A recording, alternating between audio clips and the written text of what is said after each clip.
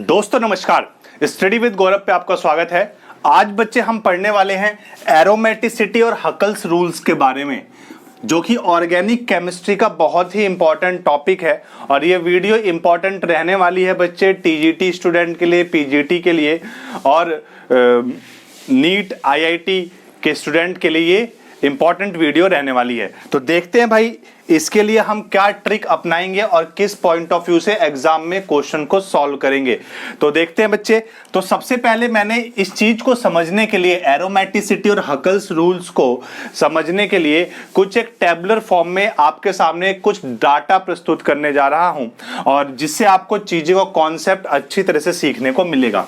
तो aromatic compound क्या होते हैं, इस तरीके से जो ऑर्गेनिक कंपाउंड हैं वो तीन पार्ट में बांटे जाते हैं। ठीक है, एक है बच्चे एरोमेटिक कंपाउंड, एक होता है एंटी एरोमेटिक और एक होता है नॉन एरोमेटिक कंपाउंड। ठीक है, तो जो एरोमेटिक कंपाउंड होते हैं, एरोमेटिक कंपाउंड वो होते हैं जो कि साइक्लिक हो, जो कि क्या हो भाई, साइक्लिक हो। ठीक है, जिनका स्ट्रक्चर कैसा होना चाहिए, साइक्लिक होना चाहिए, ओपन स्ट्रक्चर नहीं होना चाहिए। ठीक है, दूसरा पॉइंट क्या है, जितने भी एटम एरोमेटिक कंपाउंड में होंगे वो sp या sp2 हाइब्रिडाइज एटम होंगे। All atom are sp and sp2 hybridise. Third one is उसका स्ट्रक्चर कैसा होना चाहिए, प्लेनर होना चाहिए।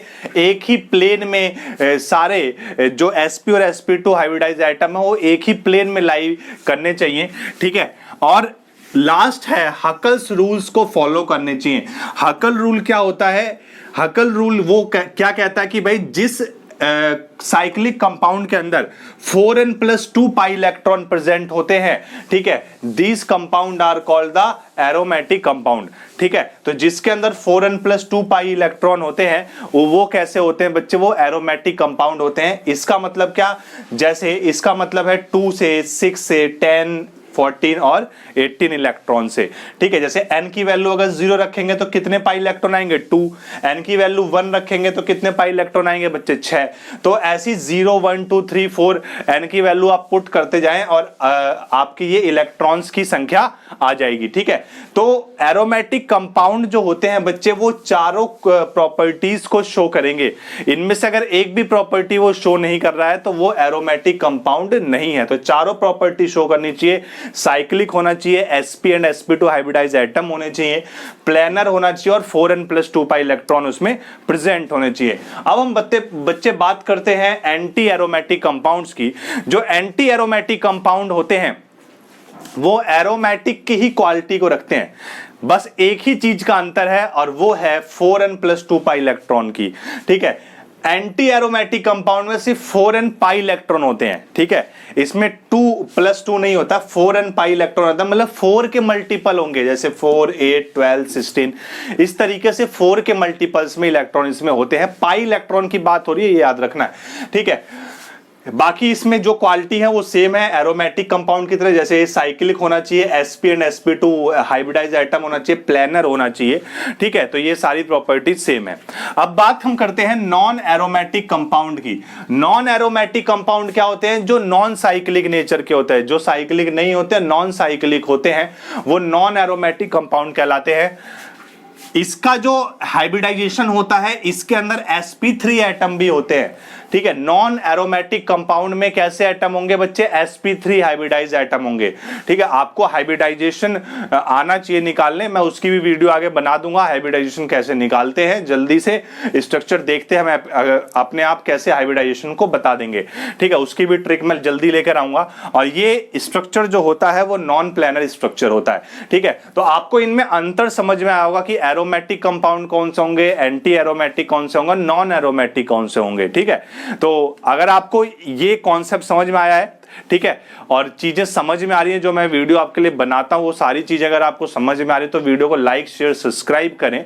ठीक है, और इसका स्क्रीनशॉट ले, फिर मैं इसके ऊपर एग्जांपल्स कराता हूं। Take your time. ओके बच्चों, अब हम देखते हैं एग्जांपल्स एरोमेटिक कंपाउंड के, एंटी एरोमेटिक कंपाउंड के और नॉन एरोमेटिक कंपाउंड के हम बच्चे एग्जांपल्स की चर्चा करते हैं। अगर हम बच्चे बात करें एरोमेटिक कंपाउंड के एग्जांपल्स की, तो जो एरोमेटिक कंपाउंड होते हैं, ठीक है, एरोमेटिक कंपाउंड का सबसे पहला और सबसे आसान एग्जांपल है बेंजीन। ठीक है, अगर हम बात करें बेंजीन की, तो बेंजीन का स्ट्रक्चर सबको पता होगा, ये है बेंजीन का स्ट्रक्चर। और जो बेंजीन होता है, बेंजीन एक साइक्लिक कंपाउंड है, एक प्लेनर कंपाउंड है। इसके सारे एटम कैसे हैं बच्चे? sp2 हाइब्रिडाइज एटम है। सारे एटम कैसे हैं? sp2 हाइब्रिडाइज एटम है। और ये हकल्स रूल को फॉलो कर रहा है, मतलब 4n+2 पाई इलेक्ट्रॉन है। कैसे? कितने इलेक्ट्रॉन है? अगर हम डबल बॉन्ड में देखें तो एक डबल बॉन्ड में एक 2 पाई इलेक्ट्रॉन होते हैं। तो ये कितने हो गए भाई? 1 2 3 है ना, तो 3 डबल बॉन्ड है भाई यहां पर, तो इसका मतलब 6 पाई इलेक्ट्रॉन होंगे। और 6 पाई का मतलब क्या हुआ कि यहां पर ये इस सिचुएशन को क्या कर रहा है बच्चे? फॉलो कर रहा है। अभी मैंने पीछे बताया था कि अगर नंबर ऑफ इलेक्ट्रॉन 2 होते हैं, 6 होते हैं, ठीक है, तो इस मल्टीपल में अगर नंबर ऑफ इलेक्ट्रॉन है 10 है, तो आपका वो 4n+2 पाई के रूल को वो फॉलो करता है। ठीक है, तो इसमें कैसे इलेक्ट्रॉन है बच्चे? 4n+2 पाई। अगर ऑल ओवर बोला जाए तो 6 पाई इलेक्ट्रॉन इसके अंदर होते हैं।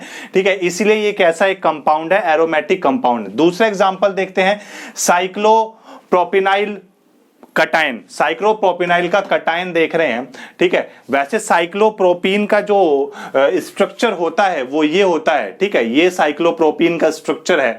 ठीक है, अगर इसका हम कटायन बनाते हैं तो ये इस तरीके से बनता है कटायन। ठीक है, अब ये देखो भाई, साइक्लिक भी है, प्लेनर भी है। ठीक है, साइक्लिक भी है बच्चे, प्लेनर भी है, और साथ के साथ sp2 हाइब्रिडाइज है। ठीक है, जितने भी एटम है यहां पर सारे के सारे क्या है? sp2 हाइब्रिडाइज हैं। ठीक है, और ये 4n+2 पाई इलेक्ट्रॉन को सिचुएशन को फॉलो भी कर रहा है। ठीक है, एक पाई इलेक्ट्रॉन यहां हो गया, एक पाई बॉन्ड यहां हो गया, ये पाई बॉन्ड है, तो एक पाई बॉन्ड में कितने इलेक्ट्रॉन होंगे? 2 इलेक्ट्रॉन हो गए यहां से, और 2 इलेक्ट्रॉन यहां पे हो गए। ठीक है, क्योंकि ये एक ही कंजुगेशन फॉर्म में आएगा, और ये p बॉन्ड के इलेक्ट्रॉन है यहां पर। ठीक है, तो 2 पाई इलेक्ट्रॉन इसके अंदर प्रेजेंट है। ठीक है, तो एक इलेक्ट्रॉन 2 पाई यहां हो गया और यहां पर नहीं है, तो ये क्या हो गया भाई? 2 पाई इलेक्ट्रॉन इसके अंदर प्रेजेंट है। तो इसका मतलब n की वैल्यू अगर 0 रखें हम यहां पर, n की वैल्यू 0, तो कितना हो जाएगा? 2 पाई इलेक्ट्रॉन। तो इसका मतलब ये क्या है? ये एक एरोमेटिक कंपाउंड है। ठीक है, इसी तरीके से हम साइक्लोब्यूटाडाइन की बात करते हैं। साइक्लोब्यूटाडाइन में ये देखो भाई, ये स्ट्रक्चर है साइक्लोब्यूटाडाइन का, ये साइक्लिक है, प्लेनर है, sp2 हाइब्रिडाइज है। ठीक है, लेकिन ये 4n+2 पाई की कंडीशन को फॉलो नहीं कर रहा है। क्यों नहीं कर रहा है? क्योंकि यहां पर 2 इलेक्ट्रॉन ये आ गए पाई इलेक्ट्रॉन, 2 इलेक्ट्रॉन ये आ गए पाई इलेक्ट्रॉन। ठीक है, 2 और 2 कितने हो गए? 4 पाई इलेक्ट्रॉन इसके अंदर है। कितने इलेक्ट्रॉन है भाई? 4 पाई इलेक्ट्रॉन है। ठीक है, और 4 पाई इलेक्ट्रॉन जिसमें होते हैं वो एंटी एरोमेटिक होता है। इसी तरीके से साइक्लोप्रोपिनाइल का अगर हम अनायन देखें, तो इसका अनायन तो यहां पे नेगेटिव आ गया, यहां पर नेगेटिव चार्ज है। ठीक है, तो देखो 2 इलेक्ट्रॉन यहां पर है, यहाँ पे चूंकि ये पॉजिटिव चार्ज है, तो ये एक ही कॉन्जुगेशन में नहीं थे, इसलिए यहाँ पर ये वाले इलेक्ट्रॉन ऐड नहीं करे। तो 2 इलेक्ट्रॉन यहाँ पे, 2 इलेक्ट्रॉन यहाँ पे, टोटल 4 इलेक्ट्रॉन आ गए। ठीक है, इसीलिए बच्चे ये एंटी। अगर बात करें नॉन एरोमेटिक की, नॉन एरोमेटिक में पहला एग्जांपल हम ले रहे हैं साइक्लोप्रोपीन का। ठीक है, तो साइक्लोप्रोपीन का ये स्ट्रक्चर होता है बच्चे, ये स्ट्रक्चर होता है। ठीक है, तो इसके अंदर ये प्लेनर नहीं है, ये साइक्लिक है, 4n+2 पाई इलेक्ट्रॉन भी है इसमें, क्योंकि ये 2 पाई लेंगे हम। ठीक है, 2 पाई इलेक्ट्रॉन, लेकिन यहां वाला जो एटम होगा ये sp3 हाइब्रिडाइज है। तो sp3 हाइब्रिडाइजेशन की वजह से ये साइक्लोप्रोपीन कैसा हो गया? ये एक नॉन एरोमेटिक कंपाउंड हो गया। अगर हम बात करें साइक्लोटेट्रा इन की, तो साइक्लोटेट्राइन की अगर हम बात करें, तो साइक्लोटेट्राइन में क्या है भाई? ये आपका है साइक्लोऑक्टाटेट्राइन, सॉरी। तो साइक्लोऑक्टाटेट्राइन की अगर हम बच्चे बात करें, तो ये क्या होता है? ये एक साइक्लिक स्ट्रक्चर होता है। ठीक है, इसमें पाई इलेक्ट्रॉन की अगर बात करें, तो यहां पर 2 2 2 2, तो 8 पाई इलेक्ट्रॉन हो गए। तो इसमें पाई इलेक्ट्रॉन कितने होंगे, 8 पाई इलेक्ट्रॉन है ना, 4 का मल्टीपल हो रहा है, मतलब एंटी एरोमेटिक है। अगर आपको एग्जाम में क्वेश्चन आ गया तो आप क्या लगा के आओगे, एंटी एरोमेटिक लगा के आओगे। लेकिन ये एक एक्सेप्शनल केस है। जो ये साइक्लोऑक्टाटेट्राईन होता है बच्चे, ये फ्लेक्सिबल कंपाउंड होते हैं, ठीक है, ये फ्लेक्सिबल होता है और फ्लेक्सिबल होने की वजह से इसका जो एक्चुअल स्ट्रक्चर होता है ना वो चेंज हो जाता है, प्लैनर से बोट लाइक स्ट्रक्चर बन जाता है। इसका actual structure boat like structure होता है, इसलिए ये नॉन एरोमेटिक कंपाउंड में आएगा, ठीक है। तो ये आपके एग्जांपल्स थे, मैंने बिल्कुल मेन एग्जांपल्स लिए जो एग्जाम पॉइंट ऑफ व्यू से इंपॉर्टेंट होते हैं, ठीक है। और बाकी आप और एग्जाम्पल्स की प्रैक्टिस करें अपने बुक्स में से, और जहां से जो भी एग्जाम्पल्स मिलते हैं उसकी प्रैक्टिस करें, ठीक है। क्योंकि जो एरोमेटिसिटी है ना, अगर जो भी कंपाउंड जितना एरोमेटिक होता है, ठीक है, वो उसकी एसिडिक स्ट्रेंथ उतनी ज्यादा होती है। जैसे फॉर एग्जांपल जैसे साइक्लोप्रोपीन ही है, तो साइक्लोप्रोपीन का अगर कटायन ले लिया, साइक्लोप्रोपीन का अगर हमने अनायन ले लिया और एक नॉर्मल साइक्लोप्रोपीन ले लिया, ठीक है, और इसमें पूछ लिया जाए आपसे एग्जाम में कि एसिडिक स्ट्रेंथ सबसे ज्यादा किसकी होगी, तो एसिडिक स्ट्रेंथ किसकी सबसे ज्यादा होगी, जो ज्यादा एरोमेटिक होगा, जो एरोमेटिक होगा उसकी एसिडिक स्ट्रेंथ सबसे ज्यादा होगी। तो एसिडिक स्ट्रेंथ किसकी सबसे ज्यादा होगी भाई, साइक्लोप्रोपीन का कटायन जो होगा उसकी एसिडिक स्ट्रेंथ सबसे ज्यादा होगी, ठीक है।